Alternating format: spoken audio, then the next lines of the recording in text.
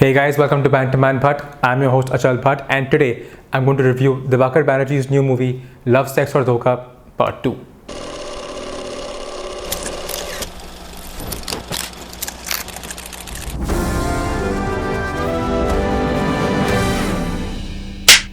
So Love, Sex or Dhokha Part 1 came out in 2010, 14 years ago, and the whole goal of the movie was basically to show or portray the movie in a very real way through the use of very real sort of video cameras or security cameras and that sort of a treatment. The movie was made on a budget of 2.5 crores and went on to make close to 10 crores and also kickstarted the careers of Rajkumar Rao and Nusrat Bharucha amongst other notable actors as well. However, LSD 2 is on a much bigger scale. The goal is still to portray the movie in as real a way as possible, but you still have grander shots and grander sets in this movie. So LSD 2 is not a continuation of Part 1, nor is it linked to it in any way. It basically just takes the overall concept and builds 3 stories around it. So let's go ahead and take a look at what LSD 2 is all about, what's good, what's bad, and if you should be watching this movie or not. So let's start off with the love segment. This segment shows Noor, who is a reality TV celebrity, and she's part of a show that's similar to Bigg Boss, except over here, the contestants can choose when to be on or off camera. Now, a lot of the contestants are plotting ways in which they can increase their TRPs, and amidst all of this, the channel decides to call Noor's mother onto the show without Noor's understanding or approval. And basically, that's when you see everything unfold in this segment.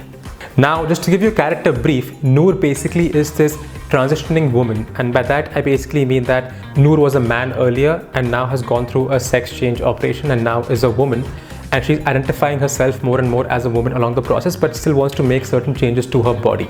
And now we see that after her mother comes onto the show, her mother is not accepting of her current identity and still refers to her as a guy. This segment also shows how the mother and the daughter team up eventually to increase Noor's TRPs. Now, what I like in this segment is that it shows reality TV in a very real light. So for example, the way it's shot, the way the banners come about, the way the sound is used makes it feel like almost any other Bigg Boss episode. At the same time, they give you a good glimpse of what goes on behind the scenes as well. So Noor is portrayed by Paritosh Tiwari, and Paritosh has done an excellent job portraying the character. He has gotten into the skin of Noor and basically portrays her with absolute conviction. The tone, the pitch, the body language is all absolutely spot on, and you never ever feel that you are watching Paritosh the actor. It always feels like you're watching Noor the character throughout the movie. Also, another small mention over here, oftentimes you'll see actors get completely into the skin of the character for the overall bigger portrayals. But here's something small that I noticed in the movie which I just want to put out there. There's a scene where Noor picks up a tissue when she's in the bathroom, and even the way the tissue is picked up in a very feminine way. And that just shows that Paritosh had really gotten into the subconscious of the character, that even something as small as this, something as banal as this, is given importance to, and I really appreciated something like this in the performance. Now, this section is particularly special for me because Paritosh and I go back a long way. This is when I was doing my film school and I'd make short films. I somehow came across Paritosh's profile, and he ended up acting in 3 of my short films, and we became pretty good friends. And over the years, I have seen his struggle. I've seen him, really try and get anything from ads to small parts in movies, and I've seen him grow over the years, and it's absolutely great to see him be one of the leads in a major Bollywood movie directed by a director as big as Dhokha Banerjee. Having said that, I 100% assure you that my review is not going to be tainted in any way when it comes to his performance or the overall movie. I just genuinely am very happy for someone who has started out being an outsider and has made it big in this industry. So special mention for Paritosh. Now, Noor's mother is played by Swarupa Ghosh, who you might have seen earlier in Vicky Dona as Yami Gautam's aunt. She also has done a lot more roles after this. She is a fabulous actress and has done a very good job over here as well. She portrays her character very convincingly, and you absolutely connect with her feelings, what she is going through being on this reality TV show, and very good performance by her. Also, special mention to Dhokha Banerjee for making the likes of Anu Malik, Sophie Chaudhary and Tushar Kapoor seem real and believable in their roles. Now, here are a few more points I like in this segment. There are obviously very direct references to Noor's sexuality in this segment, but there are also a few subtle ones. So for example, there's Anu Malik's character who goes back and forth between referring to Noor as a guy and as a girl. Not directly, but through words like iska versus iski, karega versus karegi, and these are spoken so quickly in an overall long sentence where the audience's main focus is actually on the bigger scene at hand, that these might go unnoticed, but it's small things like these that actually I ended up appreciating and that actually end up shaping the narrative for this character. Now, one more thing I liked over here is how the marketing team of this reality show was portrayed, basically devoid of any emotion. So for example, there's a sequence where Noor and her mother are talking off camera, and they actually get into a very real conversation about Noor's struggles, her mother not accepting what she is right now, and you have a marketing rep just walk in and say, "आप अगर सारा मसाला off camera के रख दोगे तो आपके TRPs कैसे बढ़ेंगे?" So now let's move on to the next segment, the sex segment. This segment shows Kullu, who is a transgender employee working for the metro, and she is found beaten up in the bushes. Now at this point they show Swastika Mukherjee, who is in charge of empowering these transgender metro employees. She reaches the hospital where Kullu is found and really fights hard to get her back on track, and also intervenes with the police when they ask her certain questions and make sure she isn't being exploited in any way. Now later she finds out that Kullu actually has been involved in prostitution, and she absolutely cannot have this information come out as it would affect her department and its overall outlook and its overall image in the media.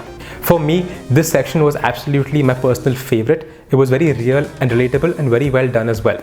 It also was the most real looking for me.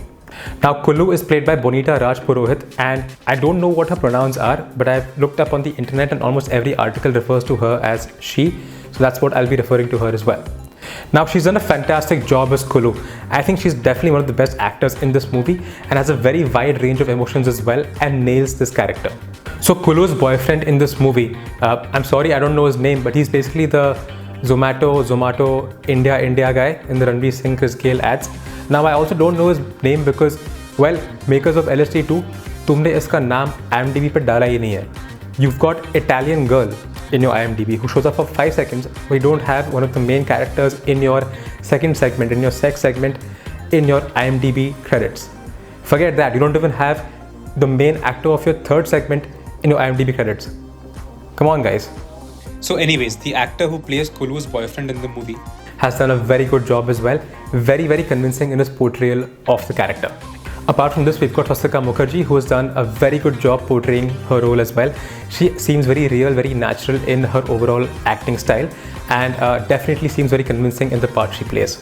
Now, one more thing I really liked in this segment is how they show society as being two-faced.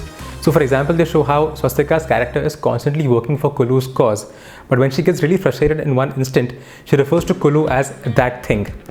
Also in one other scene, they show how she's very frustrated about what's happening with Kullu, and in the background her son is gaming and yells, "Kill that bitch, bro." So things like these really add to the layering in this entire sex segment, and I thought it was very well done and very well written. And now moving on to the final segment, Dhokha. This segment is basically about a person or a guy named Shubham, or better known by his online name as Game Papi, who's basically a YouTuber who does live streams on gaming. Now they show in one instance where he is doing a live stream, someone by the name of Full Moon keeps paying him to do different dares, and eventually Full Moon hacks into his live stream and displays images and video of Game Papi having sex with another man. Looking at this, Shubham is absolutely shocked and goes on to say, "Ye main nahi hu bhanchod," which becomes a meme. Soon enough, his followers increase exponentially and he decides to play this whole thing around to his advantage. Before you know it, he's meeting the likes of Urfi Javed and getting into multiple deals to endorse things as well. So this segment for me was the least favorite out of all three segments. I also felt it was the least believable, but here are a few good things about this segment. Starting off with Abhinav Singh, who plays Game Papi. He's done a pretty good job portraying his character, especially in scenes where the character has an absolute breakdown, absolutely ends up being hysterical and ends up crying. He's done a very good job portraying the character and holding on to his emotions in those sequences. Now, almost all the other actors also fit really well into the characters in this segment. Everyone seems very real in their portrayal and no one really seems out of place. And kudos to Divakar Banerjee for making even someone like Urfi Javed seem so real and believable in a segment like this.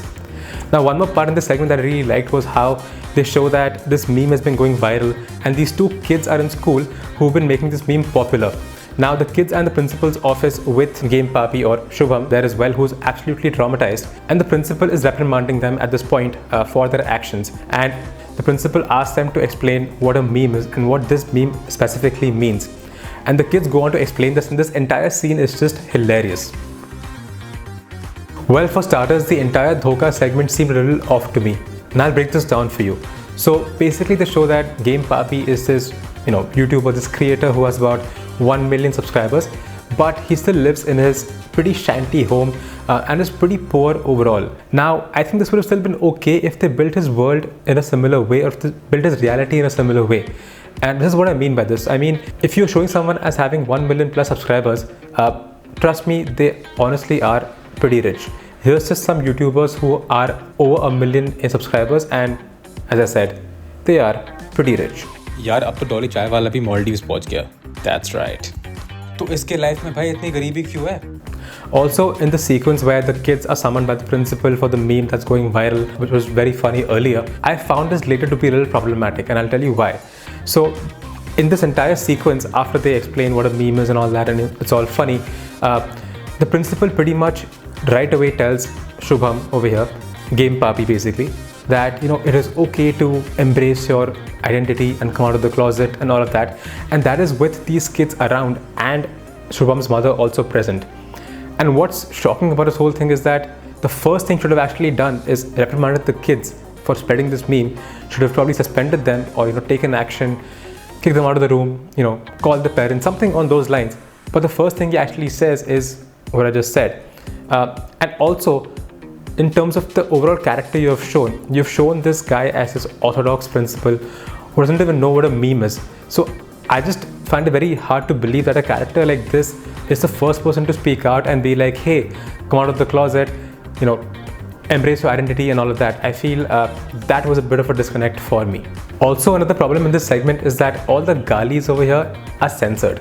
And there are way too many galis. There's a gali every other sentence. So this gets very annoying after a certain point. Another point over here is that in terms of treatment, they showed this one sequence where a kid is killed in school, one of the same kids who was, making the meme go viral. And this really ends up disturbing Shubham, and he kind of goes crazy with, all that's happening. Now, what's very surprising is that after giving you such an important piece of information, there is no mention whatsoever about this kid or, his death or anything on these lines. All they show is Shubham / Game Papi. So that was a little difficult, a little hard to believe for me as well. Now, the scene where the show Game Papi go absolutely crazy is this very heavily AI driven scene. They show the character or the account holder, Full Moon, basically show a bunch of images and videos to your Game Papi character through an Oculus-like device, and Game Papi looking at these visuals is very, very disturbed. Now, what's problematic is that these visuals are way too real to look at. Like, they look at something you've normally shot with a camera or something of that sort, something that just looks very real. And the current AI tools out there can't create or replicate something of this level, right? At least not as of now. So this was a very big disconnect from what reality is. I just wish the makers had done some more research on what actually is out there, in terms of their portrayal of this entire segment. It feels like they wanted to go too much into like a Black Mirror-like zone, but with the lack of research in the technology currently available, they kind of fall short and doesn't seem as convincing or as crazy as it could have actually potentially seemed. Also, the three stories pretty much end on an abrupt note, especially the first two, and there's obviously this feeling that they're going to be tied back together in some way or the other, but there's no tie back whatsoever between these stories apart from just small sort of Easter eggs or small hints that link all of them, but you never come back to plot number 1, plot number 2, or whatever, at some point in plot 3. And this is a little underwhelming as a viewer because you don't feel fully satisfied. You feel that there's something you were longing for that is missing. Now, one thing I had a major problem with in this movie is basically its beginning. This movie starts off with this Dhanashree Verma item song, which has no link whatsoever to any of the three plots or anything even remotely related to those plots.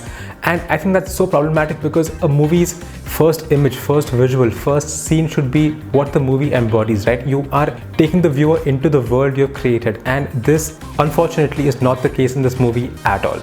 Also, what I felt didn't work in this movie was that in some real sequences, the audio is just way too off. Like, you can barely hear what the character is saying. And I know you're trying to show them as real, but well, there's no point of showing a certain dialogue if I can't even hear what they're saying. Now, the last problem I have over here is that the movie at times gets too overindulgent with its portrayal of sex and vulgarity. At times it seems more of an Ekta Kapoor movie than a Dibakar Banerjee movie, more of like a sleazy alt Balaji scene versus a Dibakar Banerjee scene. Now, there is freedom of expression and you're free to show whatever you want in your movies, show as much sex or as much vulgarity as you want. But this unfortunately doesn't work when you are trying to portray a certain emotion, right? You are trying to have your audience feel a certain way in a scene. And through this overdose of seeming sexuality or vulgarity, you feel you're trying to give them that much more. But in fact, it's actually working against you. It's working against the plot. And that's where the problem is. Now, I think it's very important for me to have this section over here because this movie has to be seen in a very particular way, with a very set mindset. Now, at the forefront, this movie is very vulgar, sexual, cheap, right? And if you go into this movie, pretty much 20 minutes into it, you're going to be like, what is this shit? It's absolute bullshit, right? But I feel that behind the forefront of the vulgarity and the sexual commentary, there's a lot of layering that has been done in terms of the writing, character building, world building, and that definitely needs to be appreciated and seen. So for example, the love segment effectively shows the problems and passions of a transitioning woman, her acceptance in society and her overall desire to win. It also acts as a mirror to society to show how the audience is so engrossed in reality TV, which oftentimes isn't real. The sex segment is a beautifully written segment on how two-faced society is. And the Dhokha segment is ambitious enough in its attempt to showcase the dark side of the internet and fame. So having said all this, here's what I've got to say. If you do not like movies with a lot of sex, vulgarity or a lot of abuses in them, then this movie is definitely not for you. If you want to watch a movie that's easy breezy, like a fun watch, this movie is not for you either. If you liked LSD Part 1, you most likely will like this movie, even though I liked Part 1 a little better. If you want to go and watch this movie for its sex and its shock value, then I cannot urge you enough to watch this for much more than that, to watch this for the layering this movie has and actually appreciate that. On the whole, I would say this movie actually is a decent watch if you watch it with the right mindset, as I mentioned in the section prior to this. I'm giving this 3.25 out of 5 for its great performances, world building, writing and direction. Thanks a lot for watching. If you like this video, go ahead and hit that like button and also share this video.